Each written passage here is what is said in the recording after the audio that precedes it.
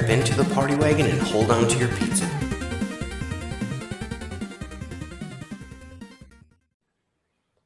Hello, everybody, and welcome back to Epic Tales from the Sewers. I'm your host, Justin. I'm joined by my most excellent host, my most excellent co-host, Mr. Eric Will. How you doing? Doing all right, Justin. How are you doing? I'm doing good, man. Our guest today is a very special guest. Your beard. Yeah, he's playing with his beard.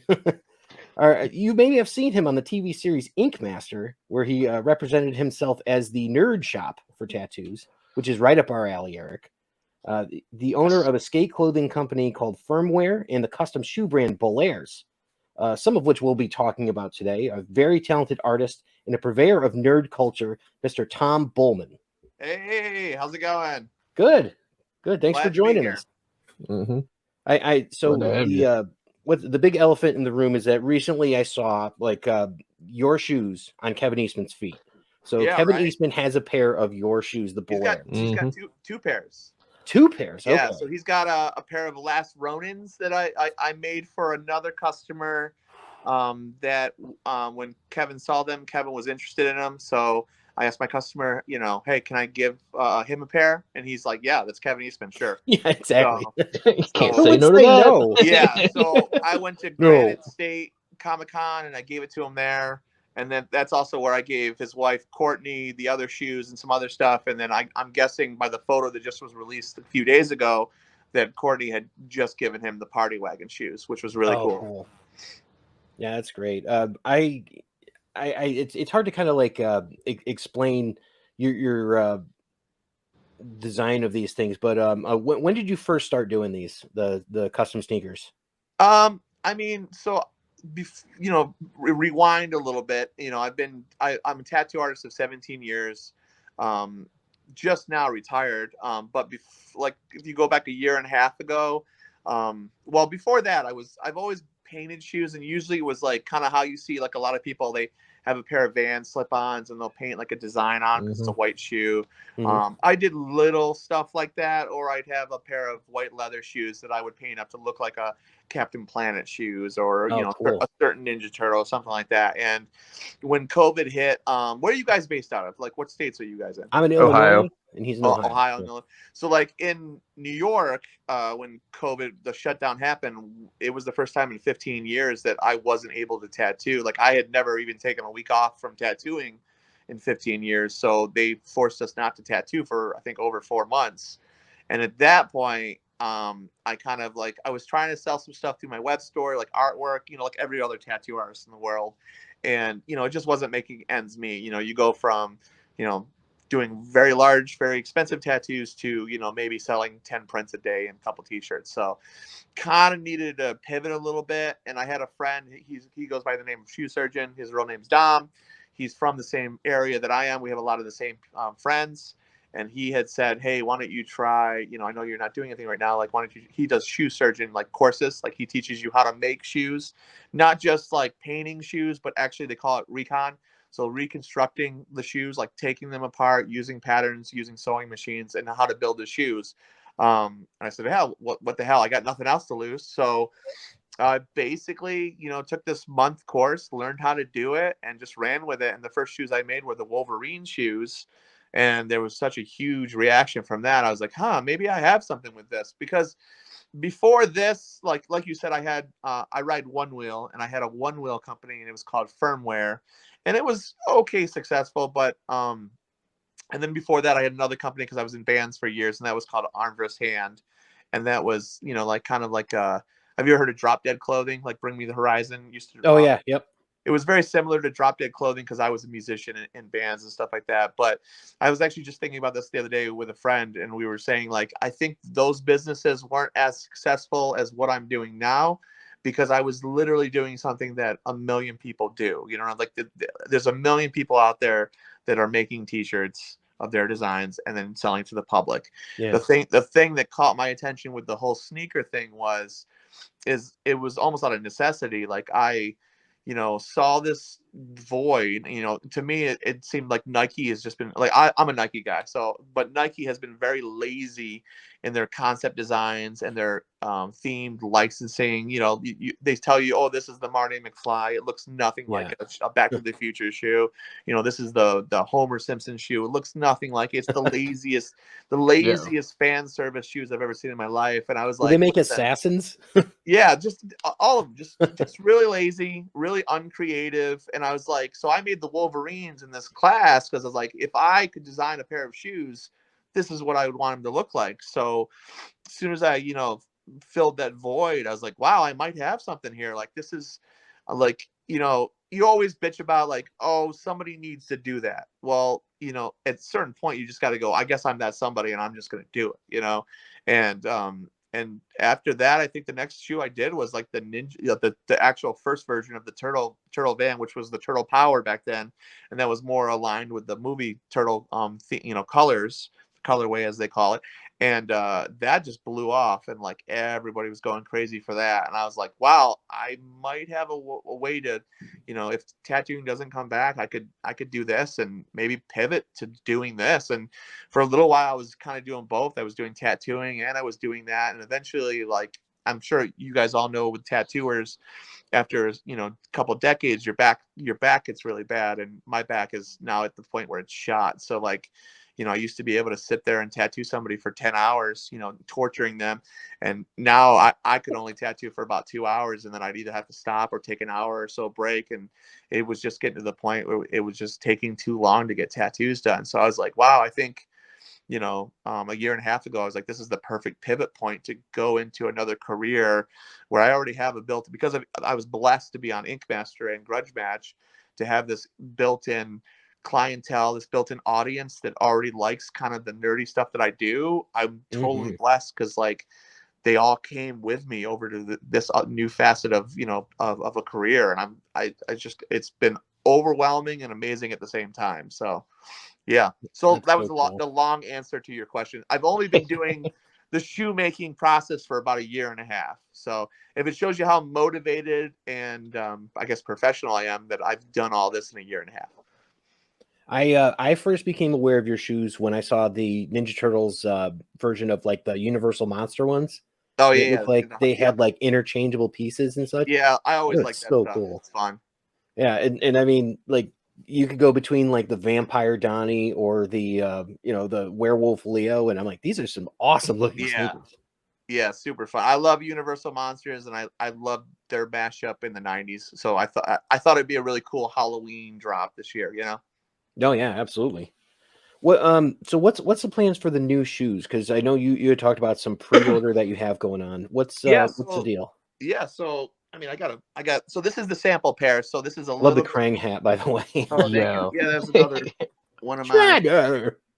This is a sample pair. So when you look at this one, the only thing that's different on this is like the sole is actually the same color as this brown, and then the lace, the lining. Oh, it's so amazing. But the thing I loved about it's always confusing. I like that stitch work on there too. Yeah, it's super cool. It's got like this like heavy stitching. So this whole thing in the front is kind of to resemble it's a little nod at the movie Turtles, their pads. Mm-hmm. You know what I mean? Dude, that is awesome. Then it's got, I really love, it's got this. That is freaking, oh my gosh. So people listening who can't see this, we've got stripes and it's not stripes, but like on the back, two different color materials for the turtles, blue and orange on one side, and red and purple on the other. Yeah, and these are the actual Pantones that Playmates used back in the day. And the cool thing, so this is really cool. You can kind of see it, but the stitching that goes right here. Let me see if I can pull it down. It is the stitching of their chest. So it looks like that's cool. Right on the tongue. Chest. Man, you went really into detail with this, man. If you want to carry all your weapons, you can. Here. Your weapons. Your secret ooze. Oh my gosh. Yeah, and on the side of each of them is the weapons that looks like. You won't see this in the advertisement because I really don't want to get sued, but like on the inside, it's got that. Oh yeah, a little secret underneath. Wow, those are extravagant. It's a good looking shoe. Freaking awesome though. Yeah, wow. Like, yeah, I mean, I've been lucky because it's like I make the stuff that I want to wear personally. Like these are always like my dream shoes. And it seems like I guess I've been getting lucky because everybody's like, yeah, those are perfect. And I'm like, awesome. I guess I'm hitting the right chord if people are digging them, you know? Yeah, this is the right fandom for that type of stuff. I mean, Yeah. I showed you my statue. Like clearly, Yeah. we spend money on this stuff. You know. yeah. Exactly. So, like I said, with these, so there's two different options. So the first option is you get this, this pair, and like I said, it's each panel has the four turtles, like one on this side, one on the other side, and the same thing on the other. And then you're also going to get a collector's box that comes with it, and the collector's box, just like the shoes, is based off the Playmates card back art. So it's got a bunch of that art. You open it up and it looks like the card back. So it looks like basically the shoebox is the card art from the Playmates toy line. So you're gonna get that. And then if you do the bundle, the second option, you're gonna get a bunch of stuff, which is really cool. So the first thing you'll get with the bundle is, let me see if I can, The communicator pin. Oh my gosh. the Very communicator lapel pin by my buddy Tom. He's linked to my thing. So that thing is That's beautiful. It's an enamel nice. pin. Big too. Yeah. So you get that, and then you're gonna get in this one the foot fell off, but you're gonna get, let's see, these little mini figures. So they're actually gonna come in a black bag, and it's a little bit smaller. And then my buddy Retro Saint, who's in England, he's doing 100 figures. And if we sell more than 100 shoes, he'll do 100 more figures. But you'll get a mystery bag, and it will come with. And it's not just the four turtles. I mean, he's doing the entire line. He's doing Scratch. What? He's doing Half Court. He's Oh doing my God. Rat King. He's doing them all. So you get that. And then I've been lucky, very lucky, that I got to make shoes for Steve Levine. Yeah, And he knows. he did one of his prints, but he did Nice. it. This is the first time ever that you'll get it in the Playmates color. Yeah, I've never seen him use those colors. Yeah. Yeah, he says he's never used them before, so that's really cool. And then obviously you get his signature. Where is it? You get a signature on there, and these aren't going to be sold through him. Like you can only get these with the shoes. Wow, that's great. So that's really cool. And then my favorite is the jacket. I do like the jacket. Yes. Oh wow. And then it's got the Ooze crew. Nice. Of course, you got to have the 84. It's got, Bullairs. you got. Damn, dude. I love that. Just the that right there. The coolest part is. Yeah, the Dooney art. Oh, I just got cold chills, bro. I don't know if I can. I just got cold Does chills. that completely reverse? Yeah, so you can reverse it. Oh my It's got, black sleeves on the inside. That is so cool. And then it's got the Bullairs logo on the backside too. So that's high fashion to us. I mean, it's like, damn. That's what I'm saying. So it goes from like, a really cool hip, varsity jacket, or you could turn it inside out and it's like a chalk line, one of those chalk line jackets. So it's really cool. Eric's swooning right now. And then the last thing that comes with it is my buddy Needles, who runs the Party Wagon Facebook group. He does toy photography, and he's including a print of the turtles that he did in one of his lairs. He put these shoes on them, so he's including that with it too. So yeah, and there's actually a couple more little things like stickers and some other stuff that I'm going to throw in the pack too. So you're getting your bang for your buck. So like if you just get the shoes. You just get the shoes by themselves with the box, it's $349. If you do the whole shebang, the whole bundle, it's $499. Yeah, the price for the bundle really shocked me because I would have thought that the jacket alone would have been like an extra $100. It's kind of blowing my mind. I'm like, what? Yeah, I mean, I'll be honest, I'm not making a lot of money on the bundle, but I wanted something that was, kind of like a little bit of an upsell, but something that are like, oh, that's totally worth it. Yeah, all that. Yeah, I could do that. You know what I mean? That's crazy, man. Like, I don't know, man. I'm like, my jaw is like hitting the floor right now with your stuff. Like, you are just like those shoes that you just showed, man. Those are freaking. they're freaking awesome, man. Like, really, really, really are. Yeah, I put a lot of passion into it. Like I said, I can tell. I wear the shoes. You know what I mean? It's just like, especially like I do a lot of one-off customs, like where I did like, Voltron. You know what I Oh, mean? very neat. You know, where I love this cartoon as a kid. So when I did it, I put all these little details in there. Like, I think one, with the money you're spending, you got to have someone that has passion and has the dedication, that wants, I'm making nerdy shoes for nerdy people. And I know that every little Easter egg, they're going to notice and they're going to appreciate. And I think the property deserves that. I get so pissed off when I'm on a lot of shoe pages, and I'm on a lot of Ninja Turtle pages and other collector pages too. But I see like these You still there? Sorry. Yeah, still there. Somebody, I don't have my phone on silent, so somebody called me. I see a lot of these, Facebook groups, where there's just like these horrible brands that are just, a lot of them are Chinese brands, where they're just slapping a turtle, logo on the side of the horrible shoe, and then they're just trying to pass it off for $200. And I'm like, that's and I see people buy them and post like, check out these shoes. And I try to stay positive, like, yeah, they look great. In my head, I'm like, man, that's garbage. Like, you deserve better than that, Yeah, I've Randy, Randy MacArthur, obviously you do, because he bought a pair of shoes off of you. Yeah. Randy, and as well as I know Eric Smith, he got the Krang shoes. Yeah, Eric's amazing, great dude. Yeah, freaking! I've seen those. I've seen your shoes like I want to say about a year ago when I started following you, and like I'm just like, man, I would love to have a pair of shoes, but if I spent $300 to $400 on a pair of shoes, my wife's going to kick my ass. Try buying a statue. So. well, I have to say we did spend over $1,000 on a comic. So yeah, well, I mean that's a comic, so yeah. But it is a piece of history too. So is it a comic about shoes? No.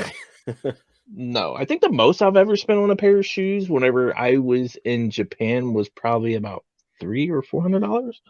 Oh, nice. What were they? Oh, I can't. They were like some special Air Force ones that you can only get over there too. Oh, that's awesome. And this was like in like 2000.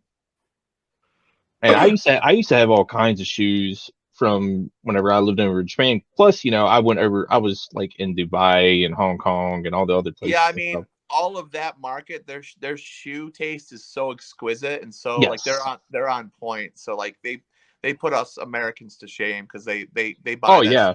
Oh yeah. It's like whenever I was in Japan, like you could go to like one of their malls, they're like legit, like obviously there's going to be some fake shoe places and all that stuff, and you could tell which ones are real and which ones are fake.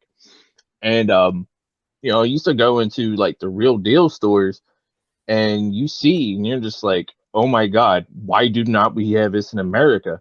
Yeah, like because I lived there for about a year and a half, and I'm just like, okay, I'm gonna be broke over here. Like I'm not gonna be able to go out and enjoy my liberty when we go to like Hong Kong or stuff like that, dude. But like, yeah. But if I end up spending like $400 like on a pair of shoes, my wife probably kicked my ass.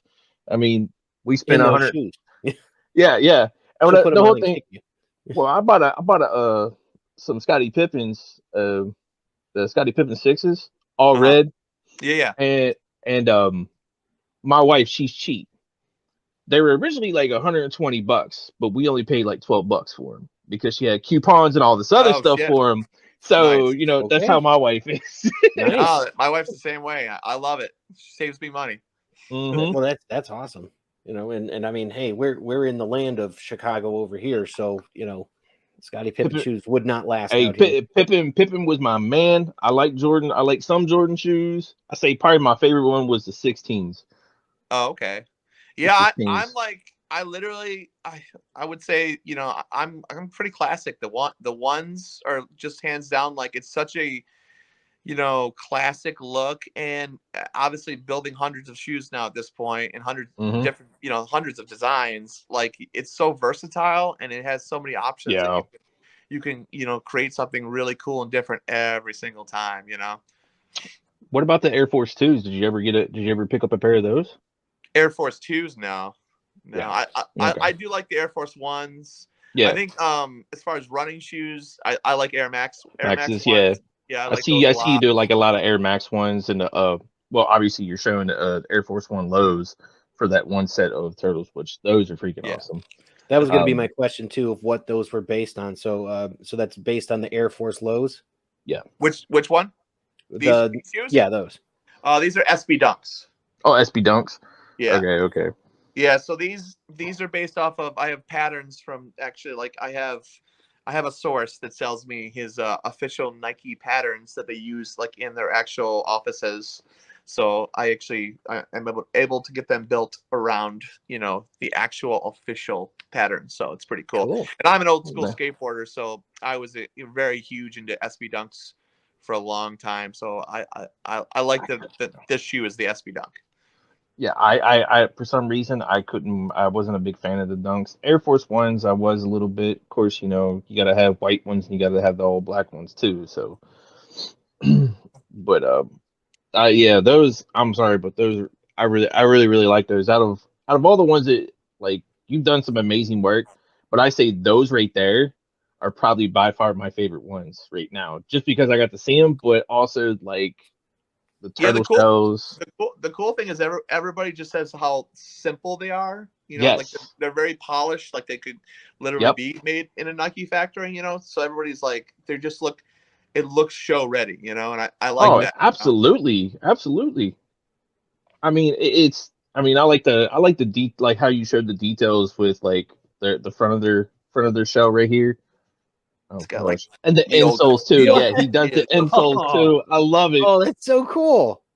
I love it. Damn. See, I couldn't wear the shoes. That's the sad part. I couldn't be able to wear the shoes. I put it up in my museum. That's a hot mess right now. Well, that's what everybody says. I tell everybody the same thing. Like, listen, bust it out for that Comic-Con you're going to. Yep. And then go back home, clean them off, put them in an acrylic case, and stick them next to your toys. Yeah, I have a bunch of toys. Yeah. They look great next to your figures. Yeah. I got figures. I got games. I got like, what was it like? I think I got like 30 games of the Turtles. Oh, nice. That's awesome. Yeah, I just recently got the what's the Game Boy one? The Foot Clan one. I got that. I forget what it's called, but I got that at Retro Game Con. The Revenge of the Foot Clan or something? Yes. Yeah. Yep. I got 2 out of the 3 because the what was that? What was that last one? Radical Rescue. Yes, that's the expensive I am one. digging the hell out of that game. I'm playing it in the Cowabunga collection. That one's fun. Mm-hmm. Yeah, I want to get that collection. It looks so good. The music is great. Oh yeah, it is. We were just talking about this. Mike Patton from Faith No More and Phantomus. Oh yeah. And he did the song on Shredder's Revenge. So good. So, I actually reached out to him 2 days ago to see if he'd be on the show, but he's not doing interviews at the moment. Oh, that sucks. He's a crazy guy. I love it. I saw a clip of him doing a full front flip into a crowd of people, and I said, that's a guy I would follow. That's the guy. Yeah, that's awesome. Pretty much. Yeah, that's pretty cool. So you mentioned that you've done some of these custom shoes, right? So you've done Last Ronin as one. Any plans for something in the future like Pirates of Darkwater or Bucky O'Hare? Anything like that? Bucky O'Hare is definitely on the docket coming up. Probably the end of 2023 coming up. So end of next year is a Bucky O'Hare. I did just finish. I guess this is an exclusive. I'm doing an Earthworm Jim. Ooh! Oh my gosh! Cool. Air Jordan 1 lows and Earthworm Jim 1. So that's coming out. So that's going to be pretty cool. That's got to be pretty sick. Another drop I'm going to have is a Biker Mice from Mars. I'm doing a drop for that. Yeah, and they crossed over with the Turtles in the comics. So yeah, it's gonna be dope. So those are 2 of the ones that have coming. I definitely have some little nichey ones, like when I did the Captain Planet ones, and then I have like your more mainstream one like Star Wars and Marvel and things like that too. So Star Wars is a great thing to have on your sneakers. Absolutely. Yeah. You can do so much with it too. You can make it dirty and it just looks lived in, Mm-hmm. Yeah, that's awesome, man. That's great. I love them. I mean, these things look amazing. I think that anybody that wants to kind of get into that niche and all that, is that something where you're doing like customs for it now? Like, can folks reach out to you and have you build a pair? Yeah. So like I open it twice a year. Usually it's January 1st and then August 1st or the end of August is when I open it up. And usually it's just, I'd say like 30 commissions is what I take on for that, 6-month time period. And then I kind of close it up, and I every day I get messages from people saying, "Oh, I want a Jurassic Park shoe. I want this shoe," and I'm like, "Oh my god, I want to do that." I literally say like, "I want to do that shoe. Just hit me back as soon as you see my commissions are open. Oh wow. We'll get you in." Because and I also like to tell them like it's a collaborative process. I just like tattooing. I do my mock up, I send it to them. They go, "Oh, I like this. Let's change this." And then in the end, it's a better piece because it also suits you because you're the one paying for it. But it also, I feel like, there's stuff that you are seeing that I'm not seeing, and stuff that, that I wouldn't normally think of, and maybe you did think of that. So it's a really collaborative process, and I'm really a lot happy with how the shoes look in the end when we have that communication between each other. And then obviously they're even more stoked because they got a hand in designing and stuff like that too. Oh, definitely. Yeah. What's kind of one of the more obscure commissions that you've done, if you could talk about it? Like someone hits you up and they're like, "Hey, I really want strawberry shortcake," or something like strawberry shortcake would be dope. I definitely would want them to smell. Yeah, could you imagine? Yeah. Yeah. Trying to think. I mean, I think just a deep cut is that the Captain Planet shoes, just because like kids these days, they have no idea who that is. Oh my gosh, no. Captain Planet, and they had a great NES game too. I mean, it was a great cartoon. Great cartoon. So I think that's like I don't know. I think that's the deepest cut that I can think of. And then I've done a bunch of weird anime ones like Hunter x Hunter and Tokyo Ghoul and stuff like that. Tokyo Ghoul, wow. Yeah. Hunter x Hunter is a good show. I just Tokyo Ghoul is a family favorite. I think my favorite anime shoe I've done is the Akira ones. I'm a huge Akira fan. Really? So, yeah, doing those shoes was awesome. Just had artist Mateus Santaluca on, and we were just talking about Akira and how much he loves it and how much it actually influenced him and all that. So it influenced me too. It's such a great movie and a great story, and the soundtrack, and just I remember watching it in the 80s on HBO, like and just being in love with it. So it's just a great movie, And it ties to the Turtles because Cam Clark did the voice of Kaneda, and he did the voice of Leonardo. Yeah, it all ties together, which is really, really cool. That's awesome. So with this, what kind of direction do you think that you can go in for sneakers? Do you think it's something that would be like you'd eventually have a storefront, or just do everything based on the internet? Yeah, like right now I'm in my office, but like if you walk out the door over there's a brick and mortar storefront right here. I actually have a storefront, and you can see all my samples behind the glass.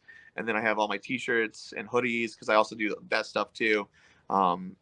Just my goal would be, to get to the point where, maybe you have a store in Los Angeles, store in New York City, store in Chicago, some of these big markets, these A markets. And, when I drop these shoes, they also show up at those stores, and then people just show up and buy them there. That would be the dream.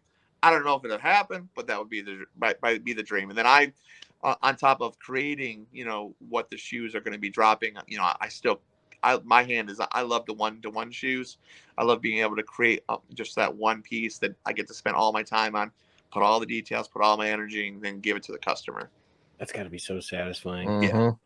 I can only imagine. Have they shown up at all on a secondary market that you've seen?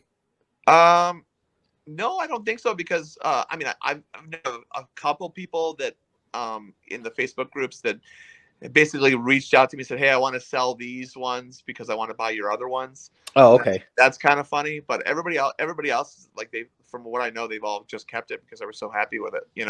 I mean, I personally don't want to see them pop up on StockX and Flight Club and all that other stuff because, I don't like the resale market. You know what I mean? I don't like, these people. Brutal. Yeah. And and that's why, like, with my drops, like, it's not when they sell out, it's, I keep it open for an entire week, and however many sells is how many I make, So like, oh, that's awesome. Yeah. It's not like, November 21st, when the shoes drop, you're not going to get 30 minutes later to say they're sold out. It's not fucking happening. Like, you get a whole week to get your money together and buy that shoe. So it's, you know, Monday night at 11:59, you can still go and get that pair of shoes. Like, because that was my biggest complaint with the Nike sneakers app was I have never once won a pair of shoes on the Nike sneakers app. And I've been doing it for years, and I have never once gotten one of these day of drops. And I got fed up with it. So I was like, I will never do that, you know? And the cool thing about pre-order too is that you don't have to worry about them running out of your size, because you're like, hey, I need a 12. You know, yeah, exactly.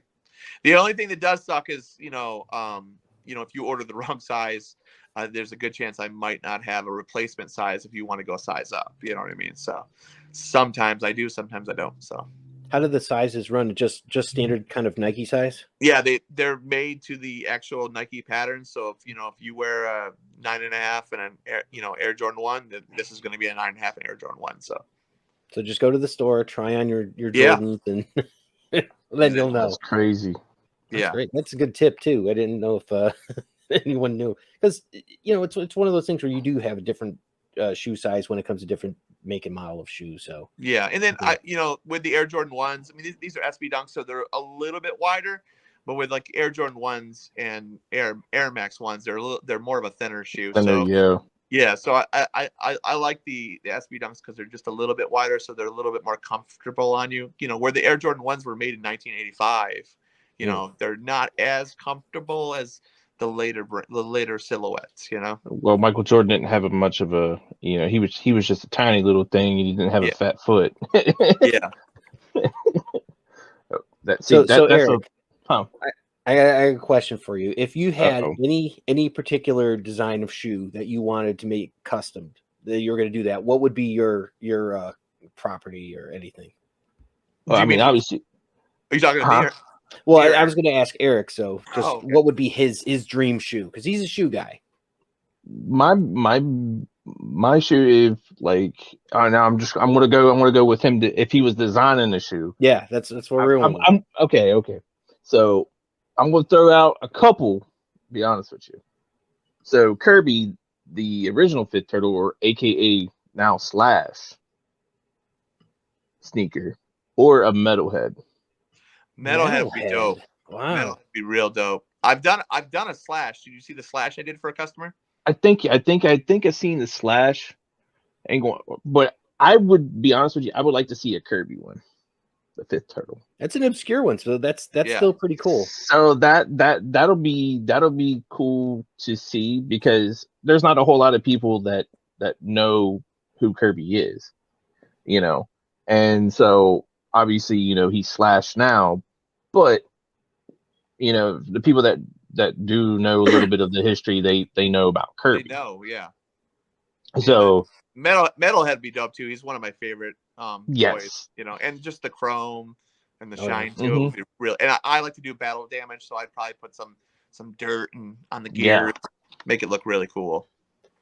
My thought would be either some sort of Casey Jones version, right, or the Turtle Blimp would be a way to go to. Turtle Blimp is fun. Yeah, that'd be dope. All the textures and all that, and like you have the tip of the shoe, and it looks like the tip of the blimp. So that might be pretty neat. And then you got to put some bombs on the side and stuff. Of course, foot stinks and all that. So yeah, that would be dope. I'd be all about that. The thing is just so much content, so many things that came out of that whole time period, and they all look good. So they're all easily transferable in shoe form.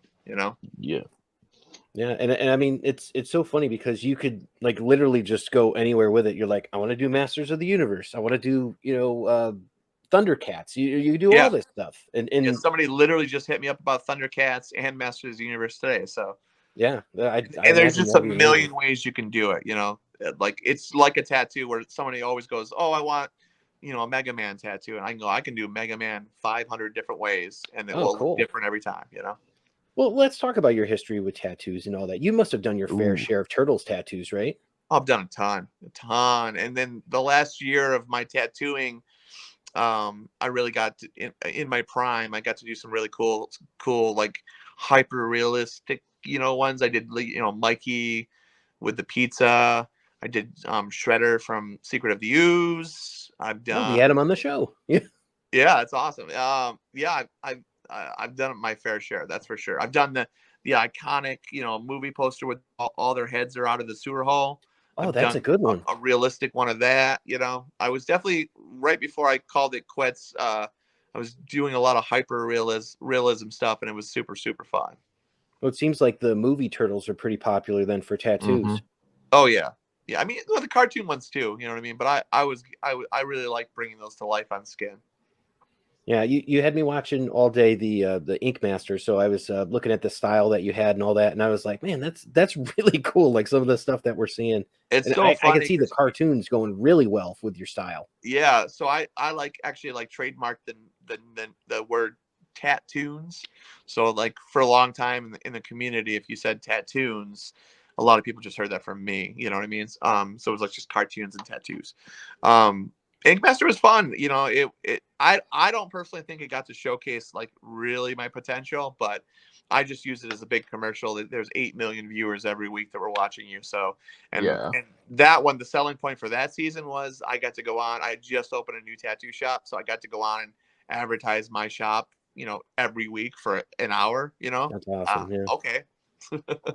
Is your shop still open? No, like, that one. Do you have like apprentices or anything?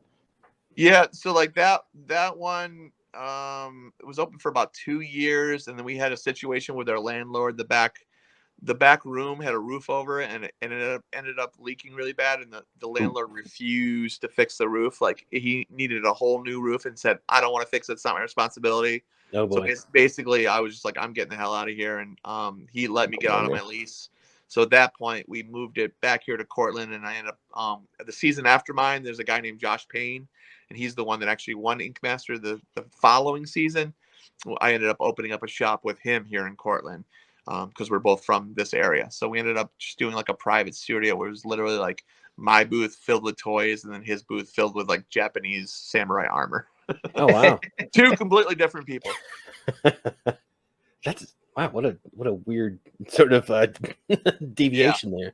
That's we were like the odd couple. So, a question about it, and I'm sure you've been asked this before. How much of that drama is real on the show? Because it seemed like in the beginning part of the season, it's like you weren't one of those people who was like saying all this stuff, and then it kind of rotated who was. And I'm like, how much of this is actually real? It's all real. So what most people don't realize is, you're locked in a house, like where we live, where we film.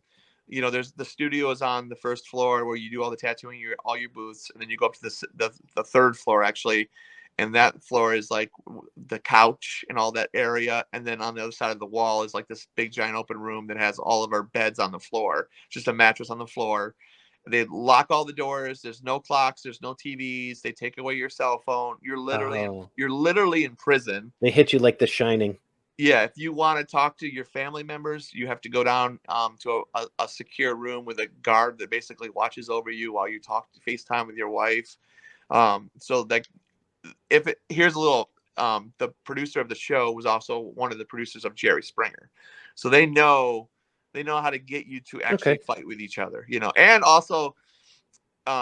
There would be certain days where we're filming reality scenes and they had to meet their quota of like how many fights or arguments they had. Oh my gosh. If you weren't giving what they wanted, they wouldn't end filming. They're like, you're not getting fed until you give us some more scenes. So then we'd literally just be like, hey, do you want to have an argument? Okay, let's have an argument. And then we would just fight. You know what I mean? So there was a lot of that, is it reality? No, not really. Sometimes we would literally, me and this Christian Buckingham, we would have like a great interaction with each other, or me and DJ's like one of my best friends. And he was on the show with me. We're from the same city where we grew up, and me and him were fighting nonstop, like on camera. And then afterwards, be like, that was such a good argument. He's like, yeah, man, you really burned me. And like it's just all fake. You know what I mean? But I love TV. I grew up with Road Rules and MTV. Real World. I had to explain that to my kids because my kids for some reason love Ink Master. It's like their favorite show, and they're like, so "Oh, which one's he? What year?" I'm like, "All right." I'm gonna try to plug my phone in real quick, because I don't want it to die. Yeah, no worries. I need to get my tattoo artist from Washington to finish up my leg piece of my turtles. Oh, nice. Let's see if I can plug this in. I need to get it done. Jesse Dixon, if you ever listen to this, get your ass over here. You'll have to you'll send it out to him and be like, hey. Yeah. He's got Master Chief in the background there too. Yeah, I got my clowns and then. Oh yeah. But yeah, no, like I said, I grew up with Road Rules and Real World and all that stuff. So I was soaking it up, and eventually, like down the line, even when I'm not making shoes, I want to do documentary filming, and so like I was just like in between scenes, I'd be like, hey, what kind of camera are you using? Oh, what's that? You know, what kind of dolly is that? So I was constantly like just asking people questions, and it was cool. Like, you know, I'm 42. How old are you guys? 41. I'm about to turn 37 next month. Yeah, I'm 42, so I grew up listening to Jane's Addiction. Yep. So to meet Dave Navarro was that was cool. And he is the nicest dude you've cool. ever met in your life. Like, the day I was kicked off the show, after you do your interviews, like I was there for a few more days doing exit interviews. And the day I was leaving, we walked through the offices and they all have their own little rooms. And Dave was like always getting his nose powdered. I like to joke, but he's getting his face powdered and he's like, Tom. I'm like, what's up? He's like, dude, it was great having you on the show. If I'm ever in Syracuse, we got to meet up and have lunch. And, you know, sometimes people say stuff like that and you're like, yeah, he doesn't mean it. Like, I literally was like, Dave means that. Like, Dave really, if he's ever in Syracuse, I think he would actually meet up with me, you know? That's so cool. Such a, all the guys that were on my season, such amazing people. So really cool experiences, you know?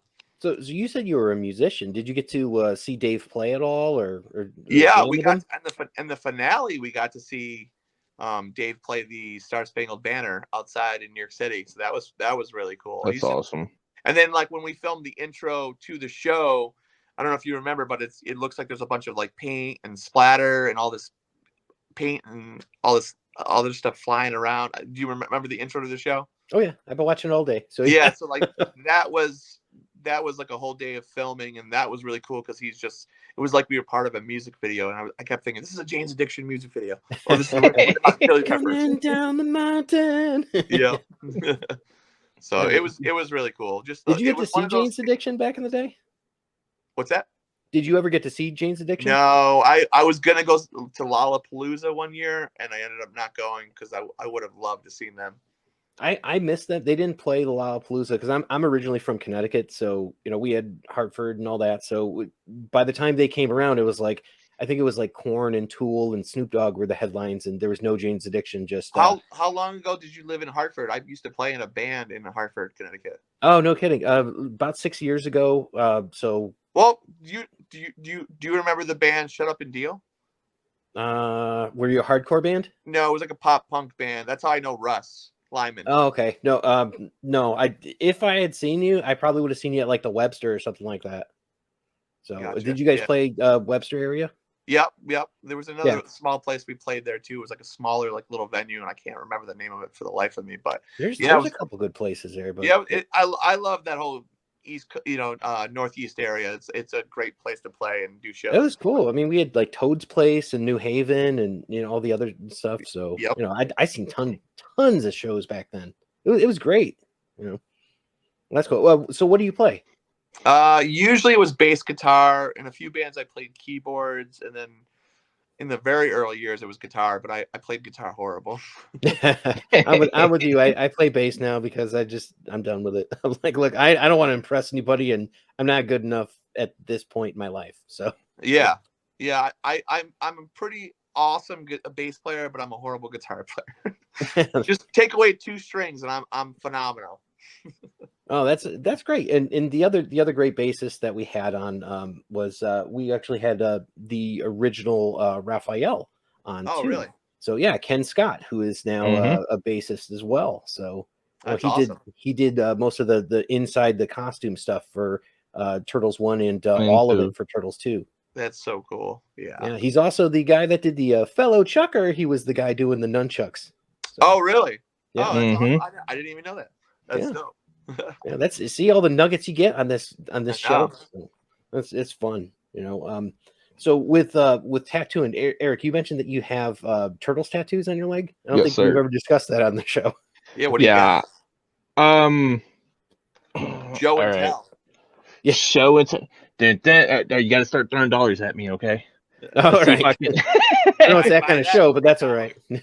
I don't know if you guys can really see, but I got So like. it's gray. Looks like maybe the 2003 series. Well, I don't know if you guys can really see. It's kind of hard to do because I'm on a laptop. Right. It looks But like Donatello. Yeah. there's Donnie, Splinter, and then there's Raphael. Oh, nice. Oh, and he's in color. Okay. Yeah. See, what I'm doing is I'm going to do the background all like black and gray and all that stuff, and then I'm going to do the turtles all in color, but they're going to have all red. You're in a Mirage style. Yeah. Nice. Yeah. That's pretty cool, man. But it goes all the way up. This is what my wife too. My wife thought this was funny, but I have them all the way up. Like I have all the turtles on me right now, and I got Leo and I got Mikey up here on my thigh. Now we can't show this, okay? Yeah, please don't. Okay, we're not going to show this because Leonardo's sword is literally underneath my butt cheek. Oh my god. Okay, all right. So my tattoo artist is my tattoo artist is kind of tattooed, like, you know what I'm saying? But I mean, that's always a fun part. I've tattooed under ball sacks. I've tattooed a ball sack. I've tattooed every single inch of a human person's body. So it's always fun. What's the most challenging? To me, it's always the ribs. The ribs. Okay. Yeah. The ribs, or if it's somebody that they lost a ton of weight and their skin has way too much, like it doesn't stretch really well. It's very flabby, That's always super hard because it's like tattooing on a wet noodle. Oh man, yeah. I've seen people with it like inside their lips and I stuff used to like have that. one here. It's gone. It's gone now. It said 315, which was our area code out here. That's like tattooing like a wet sponge. It's also a novelty. You just get it so you can kind of show people, and then it fades. Does it go away? Yeah, it fades right away. I know not so much about tattoos because I've actually never gotten one. It just a virgin. Yep.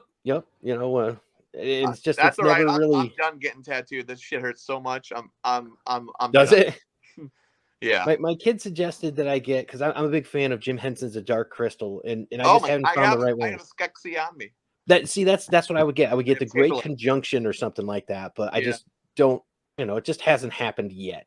So, what'd you think of the new show that came out, The Age of Resistance? I loved it more than anything Netflix has ever done, and it's so good. So I thought it was amazing. I thought it was a perfect homage, a perfect meshing of future like CGI and then also puppetry. My only one complaint is I wish they would have put, because when you watch the old movie, and I've seen it millions of times, it had that graininess because they filmed it on film. Yeah. It was too HD. I wish that they would have either put some type of effect where it looked a little bit more old and had scratches or a little bit of dust on there. That's my only complaint. And then the funny thing that's a great critique, actually, of just put it through a filter. They could do that now. They could literally just throw that on there and be like, make it look like it's coming through sand. Yeah, and then I love the show. I thought it was amazing, and then it wins all these awards, and then they cancel it. It was the most expensive Netflix production ever made. So, yeah, and I mean, look at this way. It looks like it. It's amazing. They canceled everything. They canceled Cowboy Bebop, and it was one of those things. And honestly, I'm the hugest Cowboy Bebop fan, and I love that show too. I thought it was good. Yeah, and it's like you get to the end, and it's like, okay, that's what you're giving us for Ed. That's fine, whatever. I'll deal with it. And then it's like that's all we get. I felt so bad for that actor because the fans, the toxic fans, they gave that actor so much trouble. And I thought I can't remember if John Cho was the Spike Spiegel. Yeah, John killed it.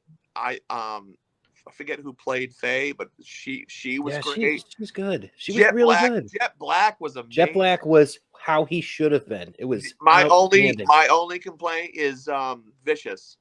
He seemed really cheesy. He didn't seem brutal. You know what I mean? He seemed like I thought it was like a John Hamm lookalike kind of. Yeah, a little bit.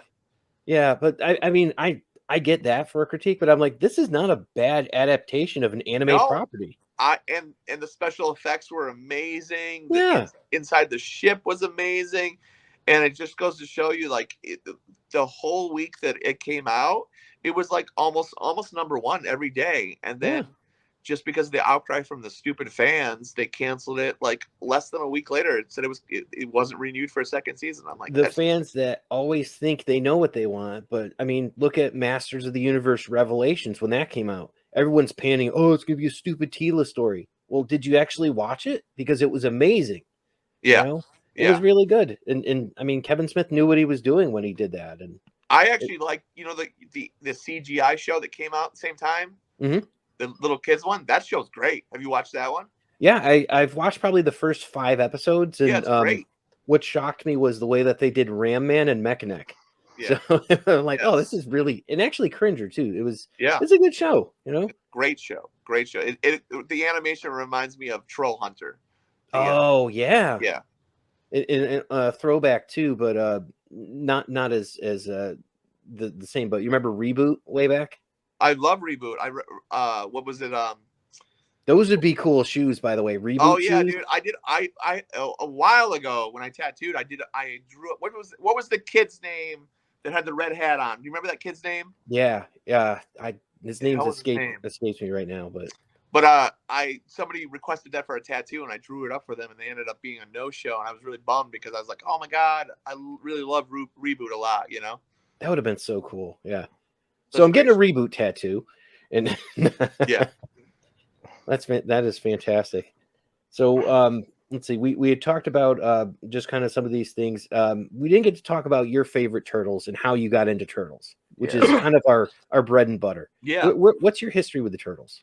I mean, I'm probably like a lot of you guys, where I just remember in the 80s, I definitely wasn't exposed to the comics at all. I just remember, what was it? Fred Wolf? Is that the guy that made the cartoons? I just remember turning that on right before Christmas, or might have been in the New Year, and seeing, the what was it, 5 episodes or whatever, and being like, I don't know what this is, but this is amazing. This is good. Just the opening scene alone, like the opening introduction, was fucking amazing. And then I just remember like going to the toy store and seeing them on the shelf. And I'm like, for some reason, it was like Donnie was my guy. Like, Donnie's my turtle. Like, I love Donnie. It's like that sometimes. I'm that way with Leo, and he's that way with Raph. Yeah, and a lot of times it's like personality too. Like, I'm kind of like, I always thought I was like the kind of techie but still nerdy outcast of the nerds. You know what I mean? So like, I guess that's how I relate to Donnie.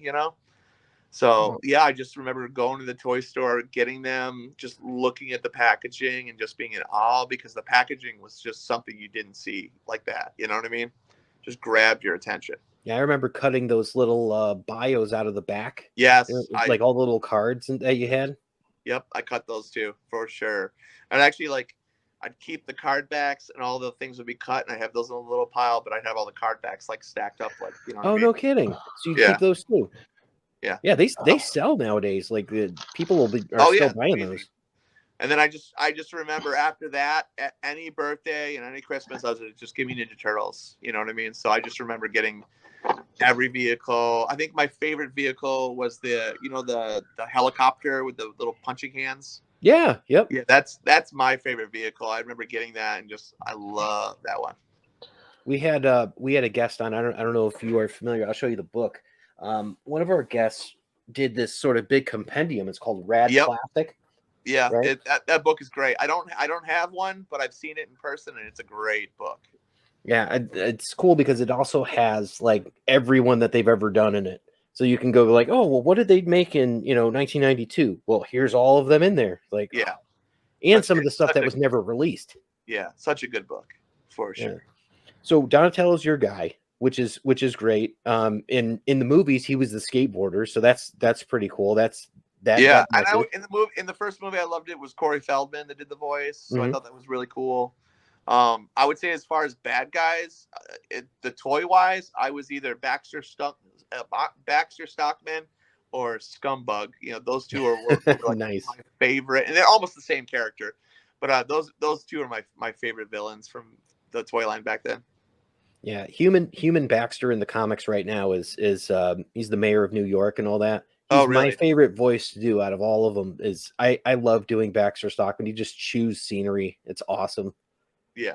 He's fun as a fly too. Like I love him in the video games, especially where he's got like this one gun that makes a hand that comes out and smacks you. It's so good. I can hear the music in the background in my head right now, like the, where they're fighting in Turtles in Time. Yeah. Yeah. Oh, it's so good. That's the other thing is like just playing the NES game and the arcade game and all these other ones that were so fucking hard, especially the first one. To this day I still haven't been able to get past the dam. Where I beat it. You beat it? Yeah, he's a monster. Oh my god! I still can never get past the dam. I saw this great meme about. So where do you think your anxiety begins? And it shows a picture of the turtles swimming through the dam, diffusing all the dynamite. Oh yeah, yeah. That's cool. So yeah, you have kind of like humble origins with the turtles, where it's like you got in through the toys and the cartoons, and it just made this lifelong love. Yeah. And then throughout the years, I've been lucky enough to have friends that have the original Mirage comics, and I've been able to look at them and read a little bit, and I fell in love with those too. I love the look and the feel and the themes of the original ones too. I would love to have my hands on the first 4 issues would be freaking great. Like this guy sitting right here. Oh, you have one? You have He does. I have issue 1, 2, 3, 4. But here's the whole thing is that my issue 1's a second print. It's CGC right now. It's signed by Kevin Eastman with 4 turtle heads on it. That's awesome. But it's a 6.5. I got issue 2, but it's a third print. Issue 3, which is a third print as well. Issue 4, I got the second print, which obviously that's inside your coat. Yeah. Yep. So Michael Dooney artwork. Oh, absolutely love it. That's one of my favorite things. Hang on, Yeah. let me see if I can take you over here and I'll show you. You got it out so everyone can see it. You better have it out. I'm sure he absolutely does. I mean, his whole room is like a turtle. Yeah. So. Yes, beautiful. Yeah, that's awesome. There's my Dooney. And that's the same cover as the NES cover. So yes, and then obviously. Oh yeah. There you are. So that's what printing is that? Second printing of number 1. Yeah. Yes. Beautiful. The cool thing at that Granite State Comic-Con, I was hanging out with Steve Levine in his booth, and his wife, in their backpack, they had a graded first edition number 1 CDC graded. Mm-hmm. And I was like, wait, what? Can I see that? You buy a house with that. Yeah, and she's like, oh, here, check it out. And she's like, don't worry, we're watching you. And I was like, trust me, I'm not going to steal it. But they brought it in case somebody did make an offer because they have a couple of them apparently. And I'm just this is fucking amazing, Yeah. So I gotta tell you, I'll tell you my story of having a first print in my hand. You know who Michelle Ivy is? Yep, I know Michelle. Cowabunga Cup Corner. Yep. Okay. So obviously we all know about her. She's an absolute legend in the turtle community. Yep. So I've met her twice. I met her at Columbus Comic Con, and I've also met her at Lexington. The first time I met her at Lexington, and we've talked online, and she has like a personal Discord that we go in there and we talk to her. So I met up with her in Lexington, and of course, it was the first time my son meeting Eastman, and I met Eastman. This would be my second time. So I seen her, and we were talking, and she was showing me her portfolio where it has, you got, Eric Talbot art, you got layered art, you got this everything huge book that's like $500,000, like $500,000 worth of artwork. This is just one book that she has. She pulls out first print issue 1, slaps it right in my hand. Oh, jeez. And I'm like, what are you doing? I said, why don't you get this graded? Get it sealed. Oh, it wasn't even graded? Nope. Oh my God. Nope. Laid it right in my hand and put it in my hand, first print. And I asked her, you know what she told me? She told me, she was like, I can't touch it. I can't actually touch the book to know how it feels. And I was like, I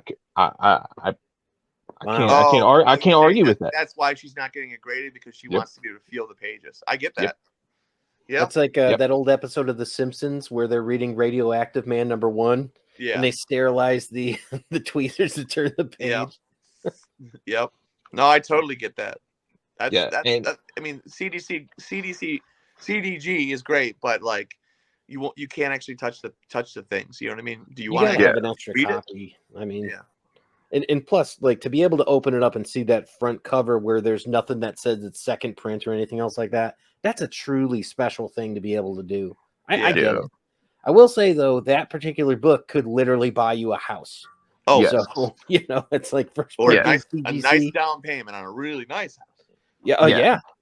Did you meet Michelle's sister? She goes out with her a lot of times. Her sister is amazingly talented too. Her sister, she showed me like she works at Disney now, and she makes all of like the sculpting, all the props for Nightmare Before Christmas. Oh, wonderful! And a bunch of other stuff, and her stuff is amazing too. Yeah, I've met I want to say I met her aunt. I think I met her aunt. Her aunt was with her. I mean, I know that Michelle, she has problems getting around sometimes, and she rides around on her scooter a lot whenever she's at Comic Cons.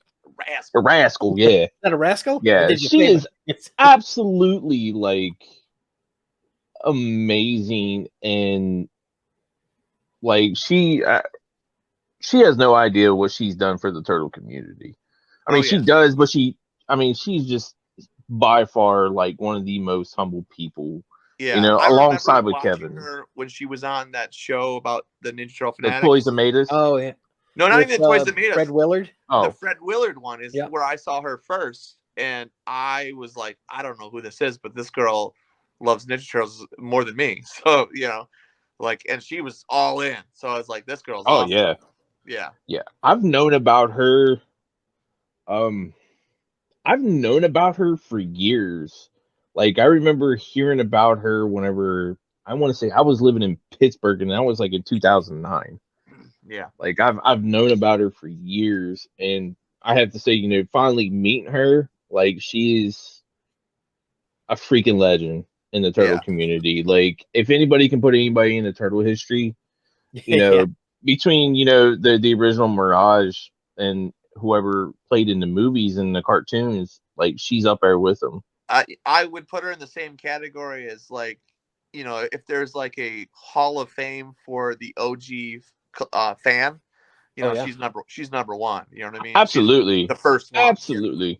I said that to her, and she rejected it. She said the turtles are for everyone. There can't be a number one fan. I said, okay, but if there were, the people's poll will definitely say Michelle Ivy. She's got my vote. I mean, and Michelle, if you're listening, it's overdue. We got to get you on. Absolutely. I need to message her. I love listening to her talk. She's just so informative and genuine. Oh my God. Yeah. she could write a book about turtle history. I'm sorry, but it's that's the whole thing. Like, she hung out on movie sets. She hung out, she really didn't hang out with Pete a whole lot, which is kind of shocking. Because I know that she hung out with, a lot of the Mirage people and stuff. And like, I mean, she just. It seems like a lot of people didn't hang out with Pete though a lot. He's very kind of quiet. To himself. Very secluded. Yeah. Yeah. I mean, Kevin is outgoing, I mean, they, opposites attract. And I think that's what made Kevin and Pete, made this whole thing. I mean, it's just. They were the odd couple, and it worked. You know what I mean? Yes. You guys remember when Kevin bought a tank? That's awesome. That is like the coolest thing. I'm like, I'd buy a freaking tank, sure. I'm a Sherman tank. So also too, so you guys have obviously watched the Turtle Power documentary. Oh yeah, I know that there's another one coming out. Have you guys heard anything about the production of that and when that's coming out? No, but you just reminded me. I should actually reach out about that because I did have a friend that I went to high school with that was actually in that. He was one of the guys that they talked to at the con. So nice.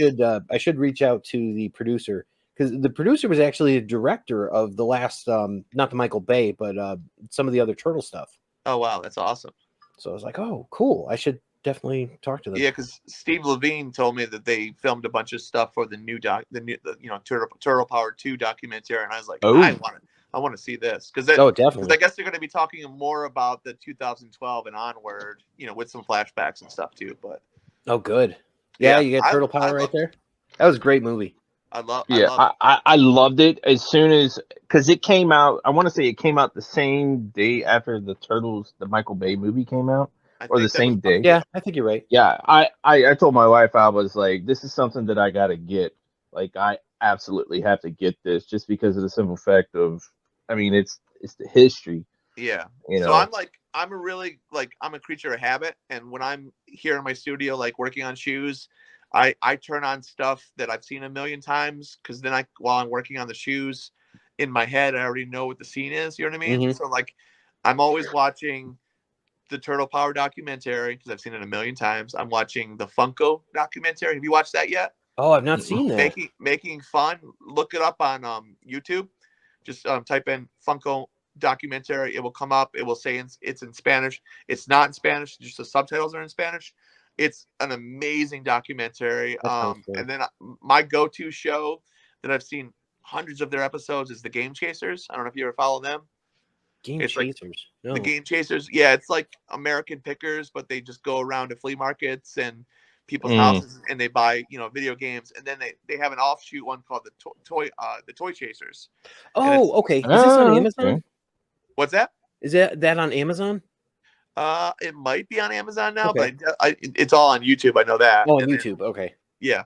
Yeah. No, I've seen that. I think one of my buddies sold them something.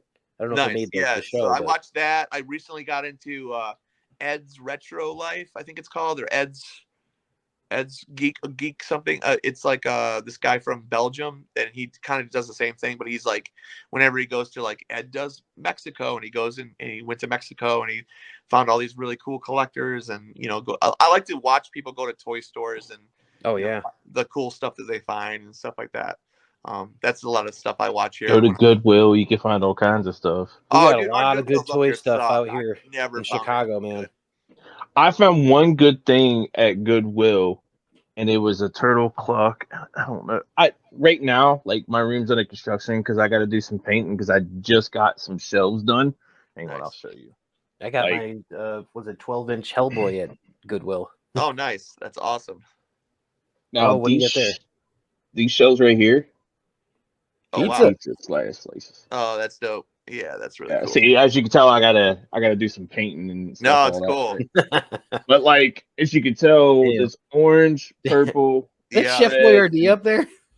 That's so dope. No, that's Kraft macaroni and cheese. I actually got all 4 boxes of the turtles. Like, I have like I know that you talked about, like, you have a lot of stuff. I have a lot of stuff too. Like, if there's 3 shelves that go all the way up there, that alone up there is probably between 200 to 300 figures just itself. That's where you put your sneakers. In your no, my sneakers. If I was to ever get a pair of sneakers, I would probably have its own little shrine, some kind of shelf that I would put them on, because I have a guy that's doing, like, specially made shelves.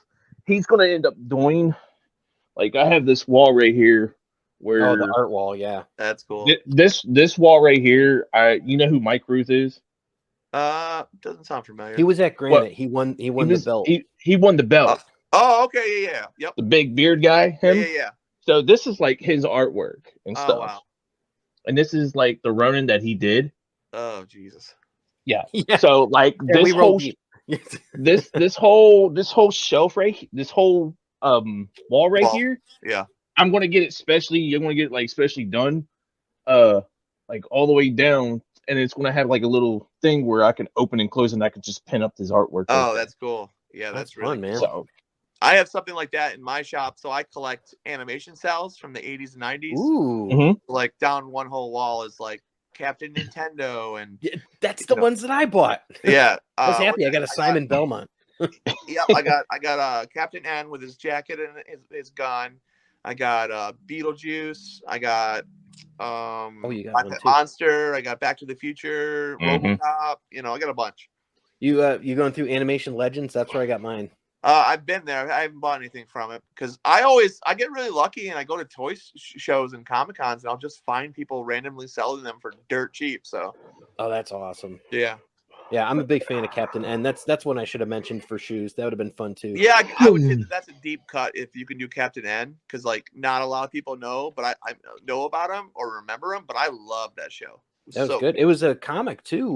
Valiant Comics had it in maybe 1991. Yeah. And it didn't last long, but I would say Captain N, and then my other love of toys would be either Visionaries or Sectoids. Damn, Visionaries! Yeah. How would you do the holograms?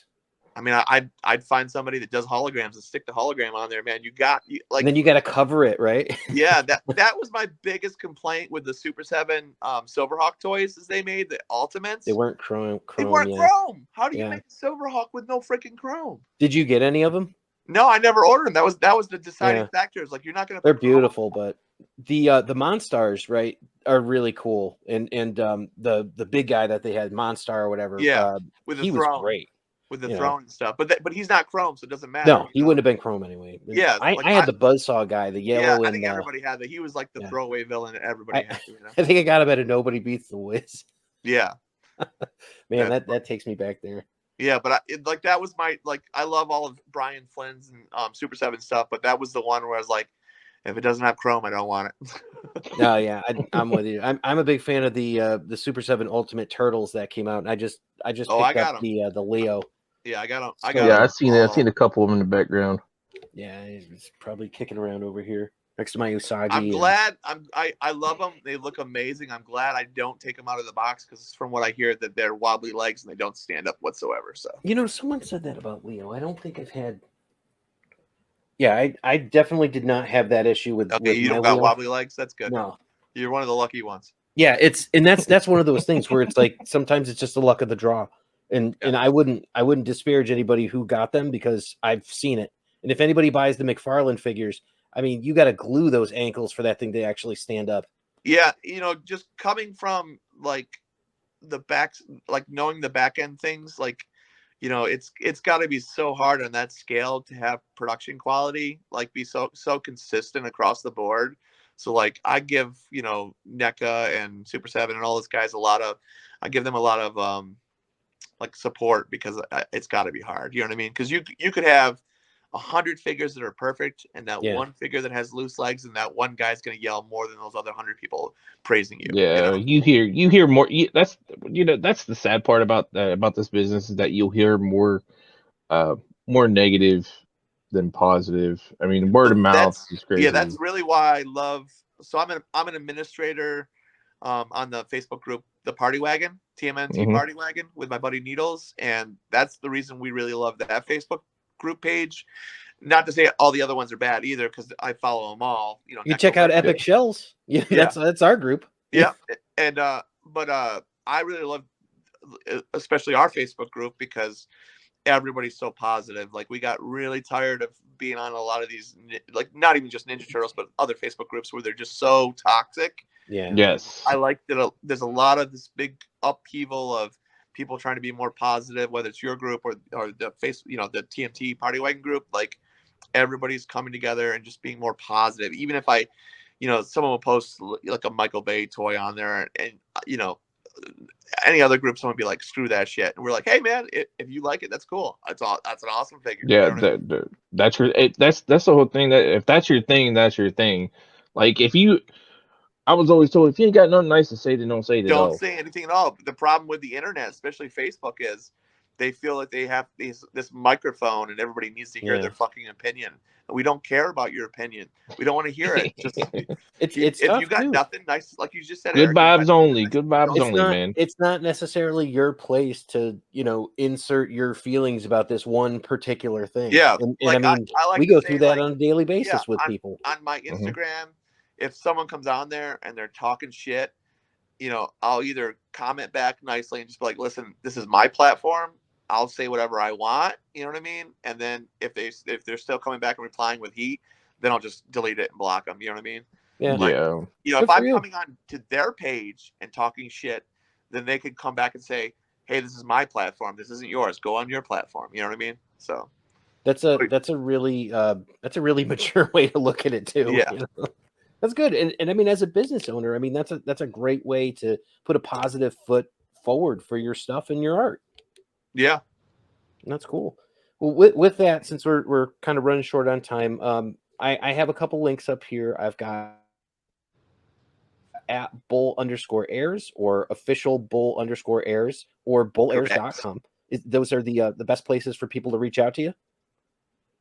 Yeah. I think you just nailed it right there. That's the place. And this coming Monday, November 21st, noon Eastern Standard Time, the classic toy colorway, also known as the Playmates colorway, goes live, and that will be for an entire week. So if you get paid on Friday, don't worry, you can still get them.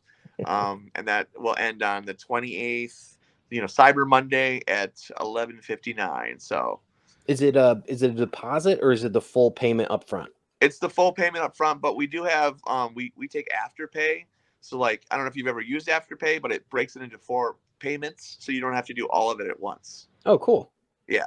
That sounds incredibly reasonable, and I hope some folks go into that because those are great looking shoes. Thank you. Yeah, and just so everybody knows, it is a pre-order and they're made to order. So, if anybody's thinking they're gonna buy it, on the 28th and it's gonna be there before Christmas, it's unfortunately not. I wish it could be. It's gonna be shipping like the middle of January is when the actual orders are gonna ship. So you take a picture of it and you put it in a box yeah. and you say, "This is what you're getting." There you go. Exactly. Yeah, it's It'll be worth the me. wait. Like, I always have to preface stuff like that because even though it says it in the caption, it's amazing how many people don't read the captions. Yeah. I thought this was for an action figure. No, this is a real person's shoe. Yeah. Yeah. To be honest with you, to hear that they're made to order, but as just me personally, the work that you put in, the stitching that you do to it, the details that you put into it. I'm sorry, but I mean, it's great. if I had to, I'd wait 6 months for it. I appreciate that. You know what I'm saying? I mean, that's something that is something that for me, it like, if you want good work, you want good, like, I wait. If you want good artwork, you want a good tattoo artwork. I mean, you're going to have to pay a pretty penny. Yeah. It's what is it? Was it good art isn't cheap and cheap art isn't good. You know what I mean? Yep. Exactly. Exactly. And that's why, me personally, my tattoo artist, I was in the Navy over I was stationed in Bremerton, Washington. Oh, Bremerton, that's my favorite punk band of all time is from MXPX.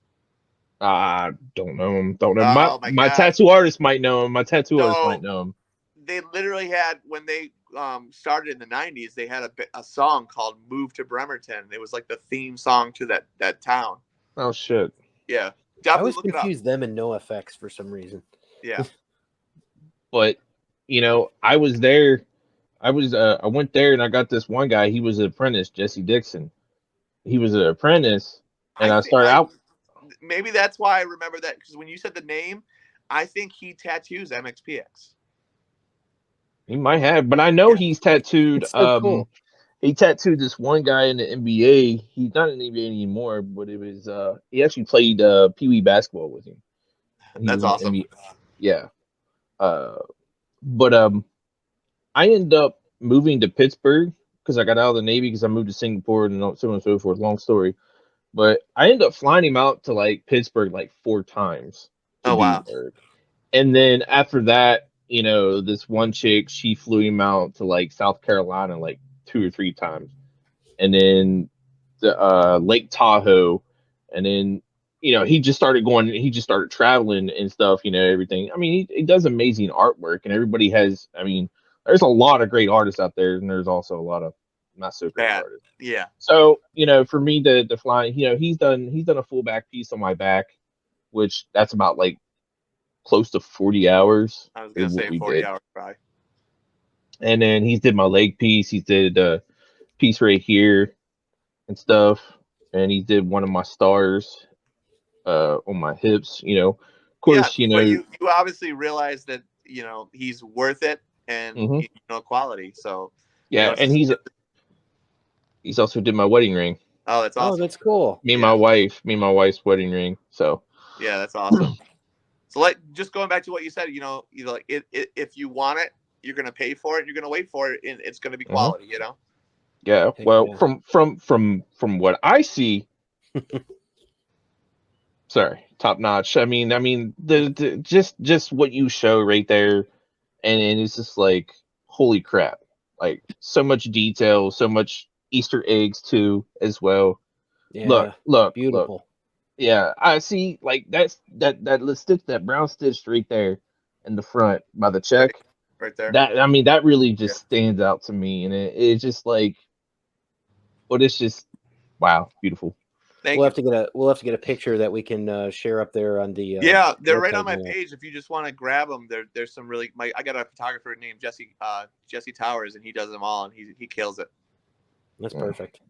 All right, with that, I want to thank our guests for being on, and thanks, Thom, for being here so much, for being so generous with your time and all thanks that. Thanks for having me, man. I love to talk about all things nerdy, so this is perfect. And for our YouTube listeners, thank you for listening and watching and all that. You got a real treat today to get to see everything. And for our audio listeners, I will be right back with our pizza recipe of the day. Everyone thinks because you're a zombie, you don't know good coffee. Well, they're wrong. There's only one brew that gets my seal of approval. Deadly Grounds coffee is my guilty pleasure. The aroma is so intoxicating. It brings all of my neighbors out of the woodwork. Deadly Grounds coffee. Coffee to die for and zombie approved. It's good to get a little deadly. Use the front door! Oh, they're so disgusting.